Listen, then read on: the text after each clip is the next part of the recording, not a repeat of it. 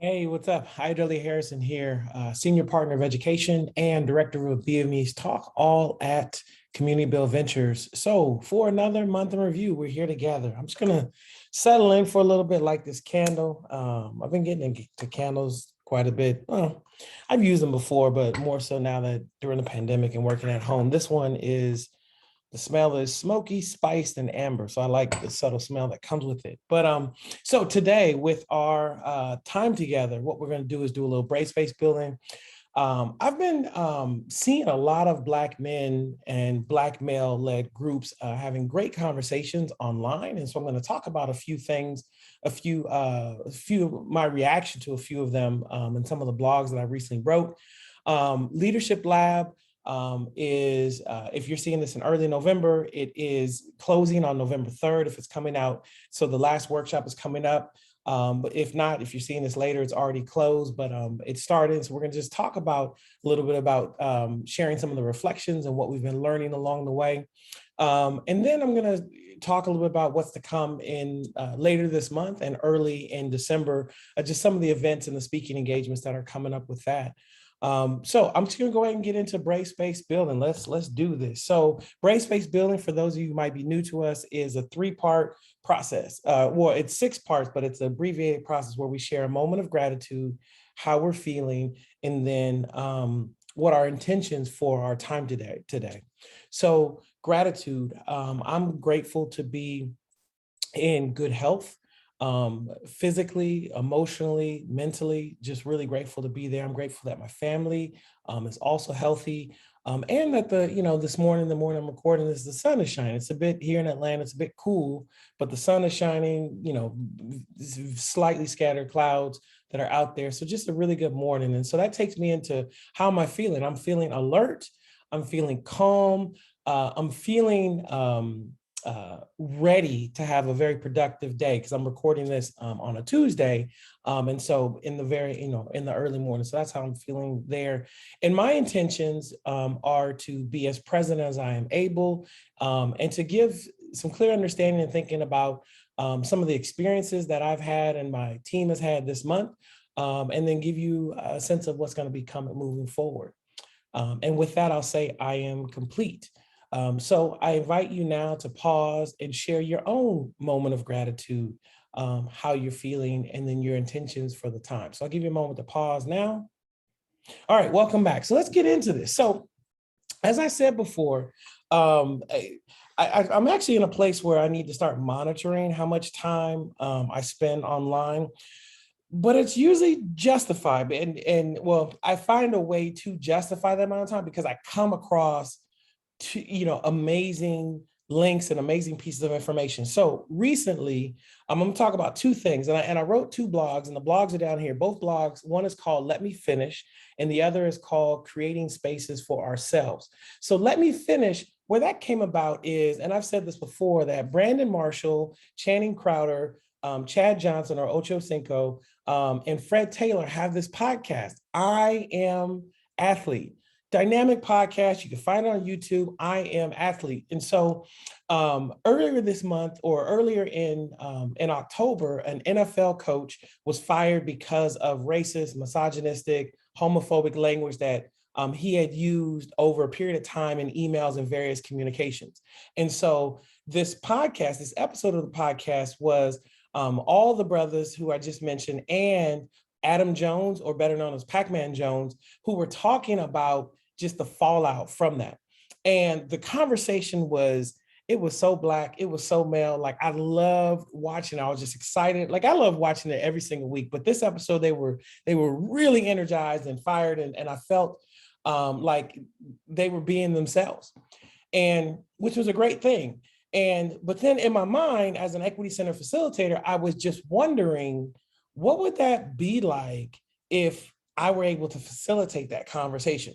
Not change it, but let's say that conversation can happen and then I could facilitate another one, because brothers, we're gonna be brothers. We don't need structure. We just, but what was happening was there was a time where brothers was like, let me finish. And people just kept building and building and interrupting, which is a part of our culture, which is how we talk when we're able to just hang out and chill with one another. But in my mind, I was like, ooh, if there was another version of this equity-centered where we're able to use pauses and think time so ideas can be finished and so on and so forth. And, we can build in a very constructive way. So what I did was I wrote, let me finish. The video you can find in that. So the video of the podcast and then my reaction video to that, because in the reaction video, what I did was share what type of equity-centered protocol I would use and how I would use it. So that was that. So go ahead and check that out. The second thing is, again, surfing, on social media. There's a brother called Emmanuel Acho, who is a former NFL player. He's now retired. He is a TV personality, a sports personality, I think for college football is what he does. He also has his own podcast and some other things. And he was on another podcast, and on my Instagram, when I was scrolling, I came across and it just had this short 90-second clip.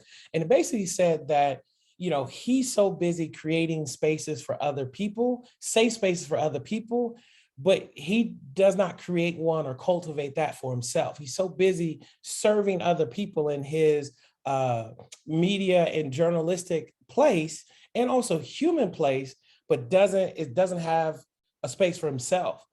And I just paused for a moment and was like, wow, like I felt connected to him in that moment, because I have found myself in a place where I feel like I'm holding space for other people, listening, engaging, leading. I've been either voluntarily, I've been, thrust into that position.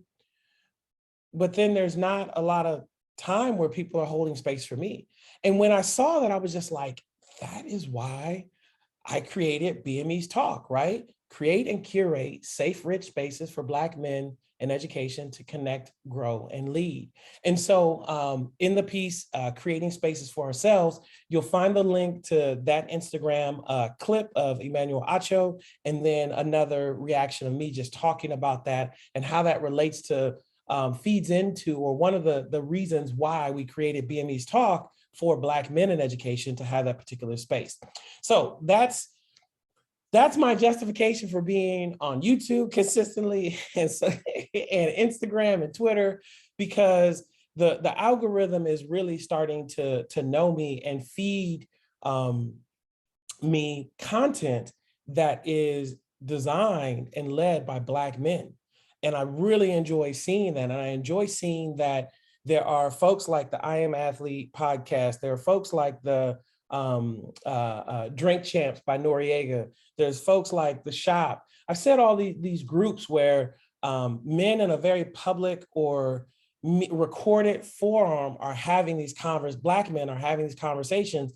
And I feel like, BME's Talk is another one of those forums, and we just need more of them and more of them facilitated in that way. So go ahead and check out those links below. Let me finish and creating spaces for ourselves. All right, as you guys know, I said the Leadership Lab, man, has been slamming along. And as I said, on November 3rd, which is, today I'm recording this is November 2nd, but on November 3rd is our final workshop that we have, and it is sharing moments of excellence. But I want to review, so the previous workshop was on October 20th, and in that workshop, what we did was the theme was sharing your racial identity journey, right? And the story around that. And so I just wanted to share two reflections from brothers who participated. So Jason Allen, he's a Black male educator with over 15 years experience teaching and leading in public education.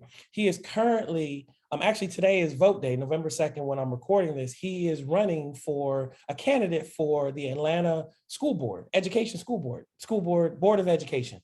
And he participated, and I'm excited to have a Black male educator and a candidate for public office representing the city of Atlanta in terms of the Board of Education.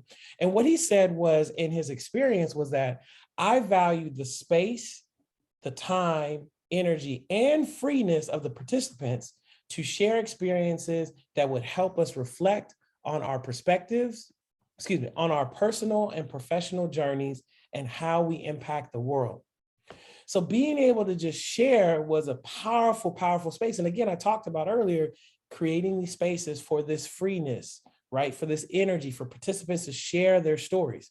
The second came from Charles Dent, I forgot his last name, but Charles, who's actually based in China. So in this leadership lab, we had 6 brothers come to us from the international community. Big shout out, thanks to our sponsor, one of our sponsors, International School Services, who sponsored men from around the globe to be able, black men educated from around the globe to participate. So Charles, he's based in China and really joining us in wee hours in the morning, because China is about 12 hours ahead of the West Coast or the East Coast of the United States. And he's joined us at like 4 or 5 in the morning, maybe even a little earlier if I get my time right. And he said in his experience from this last workshop was he felt reaffirmed that my presence.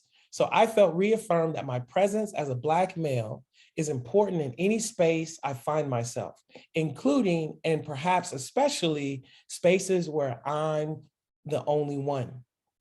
And so we use this time in community to connect, to open up, to share our stories, to learn from one another, to inspire one another, but then also to walk more, to position ourselves to walk more confidently when we go into other spaces.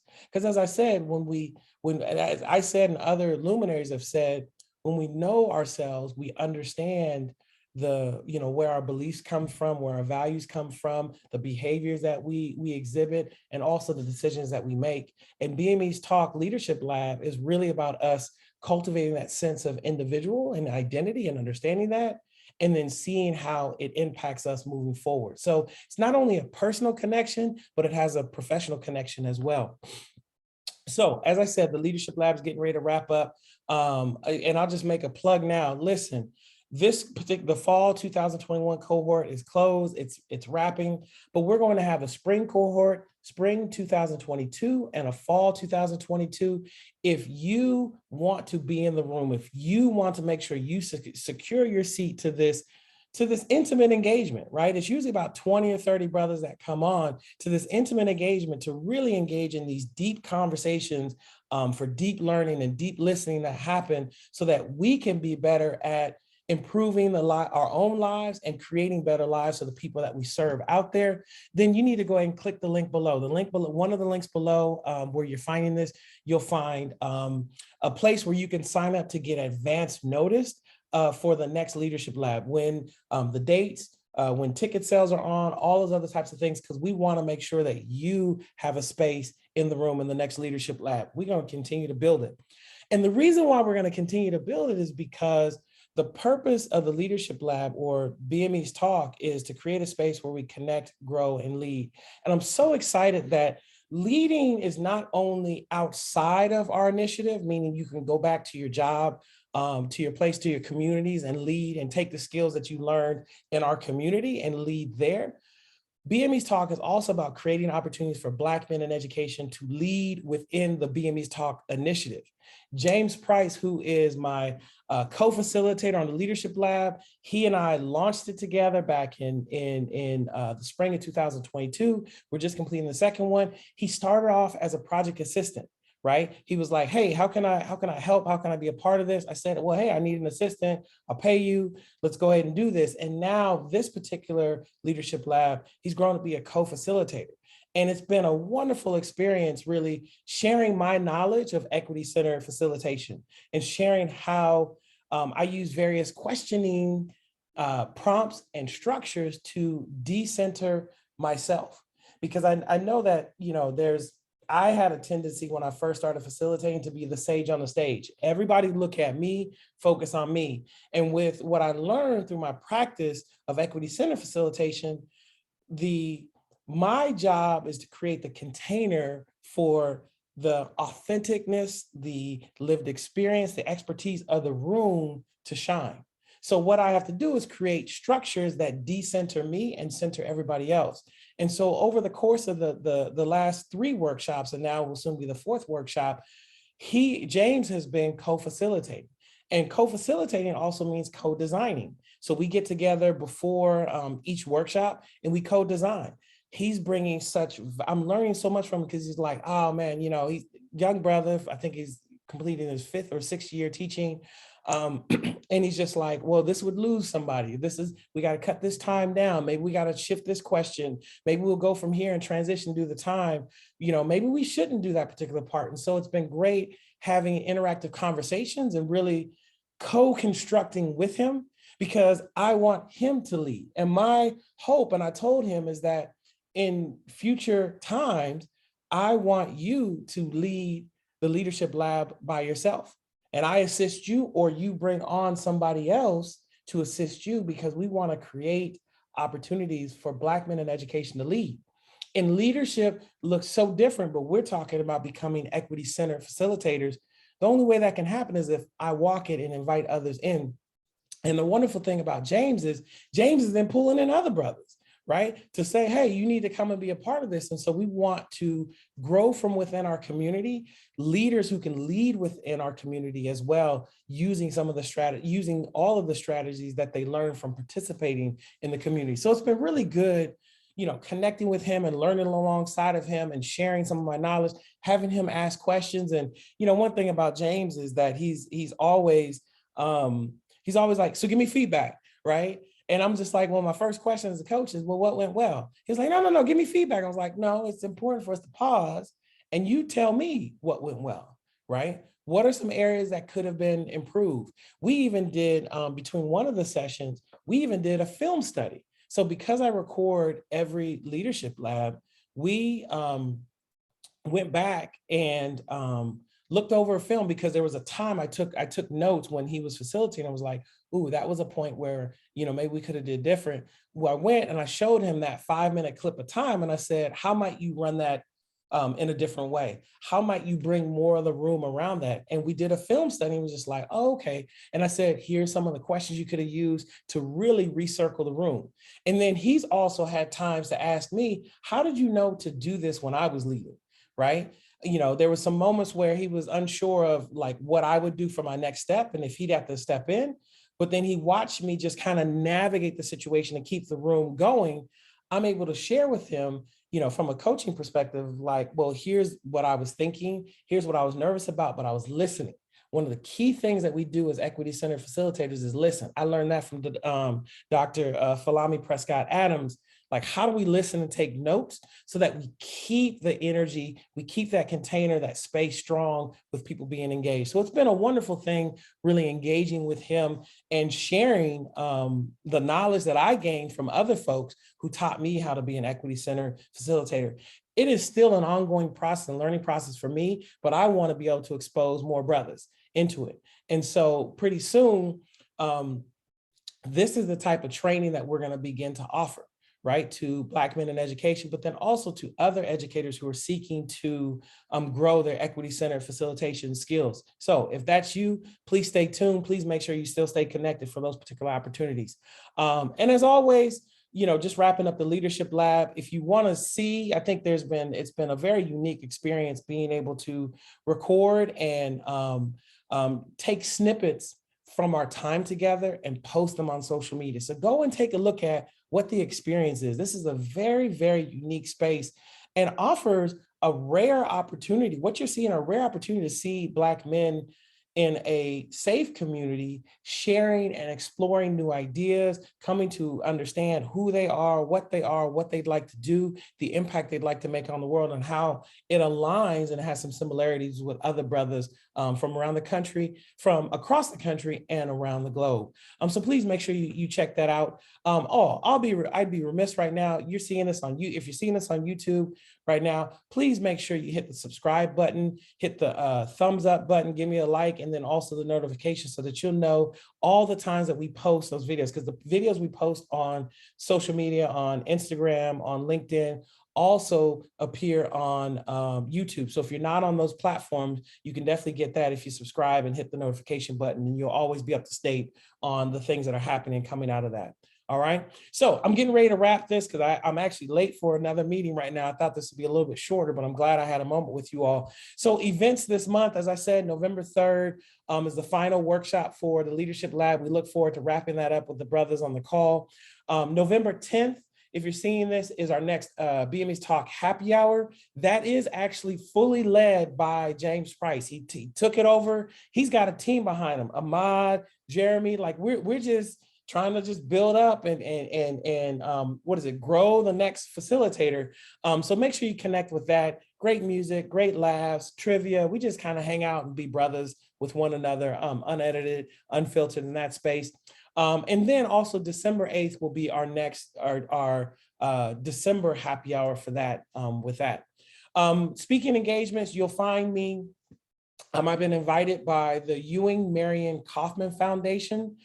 They're based in Kansas City, Missouri, and they have an Amplify conference. And so this is going to be a virtual conference, and I submitted a proposal and they invited me to speak on the topic of, or it's called, When the Blacks Get Together, All Students Win.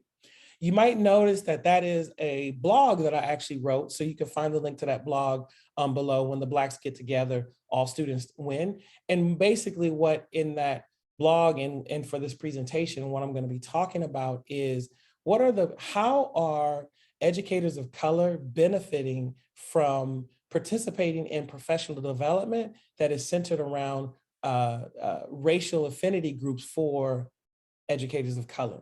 So professional development that's done in racial affinity. So what that benefit, Dr. April Warren Grice Warren, please forgive me, but who's part of a researcher and part of the Black Teacher Project, wrote this beautiful, beautiful report. You can find the report in the blog link below, but I'm going to be talking about what her findings in that report are, and then translate them to if educators of color are participating in these affinity groups, right? These professional learning racial affinity groups, I also talk about how that is benefiting our students, because that's really important for us to know that connection, that in racial affinity, we're learning this and our students are benefiting that. But again, the link to that blog is below, but that's the month, that's November and going into December. So much more planned. The last thing I'll share is that maybe the last thing, November is for BME's Talk Twitter chat. The theme is thriving in community. So all month long, every Tuesday, except for the week of Thanksgiving, we're going to be talking about aspects of thriving in community. It's getting to our holiday season, our holiday time for some people who celebrate those particular holidays, but it's, there's more time that's coming off, time off from work here in the US for Turkey Day, and then also for Christmas if you celebrate that, but everybody's getting that time off. And community is really a thing that we're going to be focused on this November. And in December, our theme is going to be around gratitude. So please make sure you stay plugged in. If you haven't already, hit a like on this video. Please go ahead and leave a comment below, subscribe, do all those things, hit the notification button. It helps with all the analytics work that's going on, but also stay connected with us. Make sure you get involved with us. Continue to find us on Instagram, Twitter, Facebook. Find me on LinkedIn. You can find all those links below. I thank you for taking a moment to listen to me and hear this month. I wish you all well. I wish you a wonderfully safe and productive month. Take care.